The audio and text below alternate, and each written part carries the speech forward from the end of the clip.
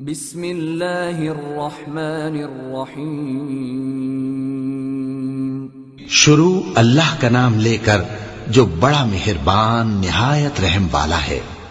جو چیز آسمانوں میں ہے اور جو چیز زمین میں ہے سب خدا کی تسبیح کرتی ہے، اسی کی سچی بادشاہی ہے اور اسی کی تعریف لامتناہی ہے اور وہ ہر چیز پر قادر ہے۔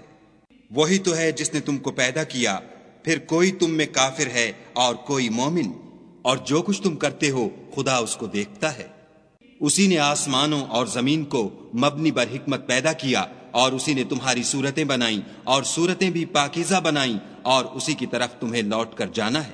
جو کچھ آسمانوں اور زمین میں ہے وہ سب جانتا ہے، اور جو کچھ تم چھپا کر کرتے ہو اور جو کھلم کھلا کرتے ہو اس سے بھی آگاہ ہے، اور خدا دل کے بھیدوں سے واقف ہے۔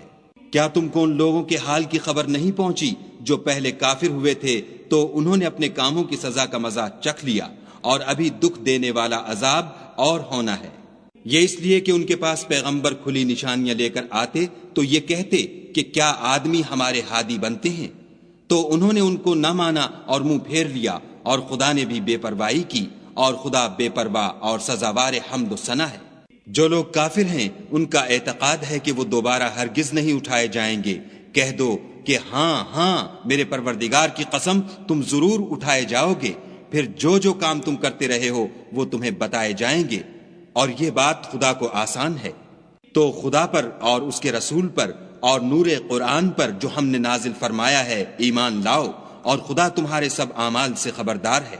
جس دن وہ تم کو اکٹھا ہونے یعنی قیامت کے دن اکٹھا کرے گا وہ نقصان اٹھانے کا دن ہے، اور جو شخص خدا پر ایمان لائے اور نیک عمل کرے وہ اس سے اس کی برائیاں دور کر دے گا، اور باغ ہائے بہشت میں جن کے نیچے نہریں بہ رہی ہیں داخل کرے گا، ہمیشہ ان میں رہیں گے، یہ بڑی کامیابی ہے۔ اور جنہوں نے کفر کیا اور ہماری آیتوں کو جھٹلایا وہی اہل دوزخ ہیں، ہمیشہ اس میں رہیں گے اور وہ بری جگہ ہے۔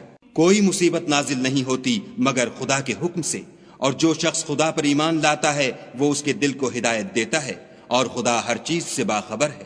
اور خدا کی اطاعت کرو اور اس کے رسول کی اطاعت کرو۔ اگر تم منہ پھیر لوگے تو ہمارے پیغمبر کے ذمے تو صرف پیغام کا کھول کھول کر پہنچا دینا ہے۔ خدا جو معبود برحق ہے اس کے سوا کوئی عبادت کے لائق نہیں، تو مومنوں کو چاہیے کہ خدا ہی پر بھروسہ رکھیں۔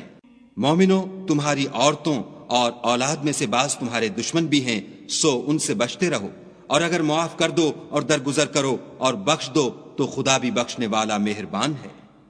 تمہارا مال اور تمہاری اولاد تو آزمائش ہے، اور خدا کے ہاں بڑا اجر ہے۔ سو جہاں تک ہو سکے خدا سے ڈرو اور اس کے احکام کو سنو اور اس کے فرما بردار رہو اور اس کی راہ میں خرچ کرو، یہ تمہارے حق میں بہتر ہے۔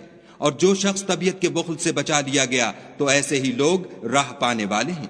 اگر تم خدا کو اخلاص اور نیت نیک سے قرض دو گے تو وہ تم کو اس کا دو چند دے گا اور تمہارے گناہ بھی معاف کر دے گا، اور خدا قدر شناس اور بردبار ہے، پوشیدہ اور ظاہر کا جاننے والا، غالب اور حکمت والا۔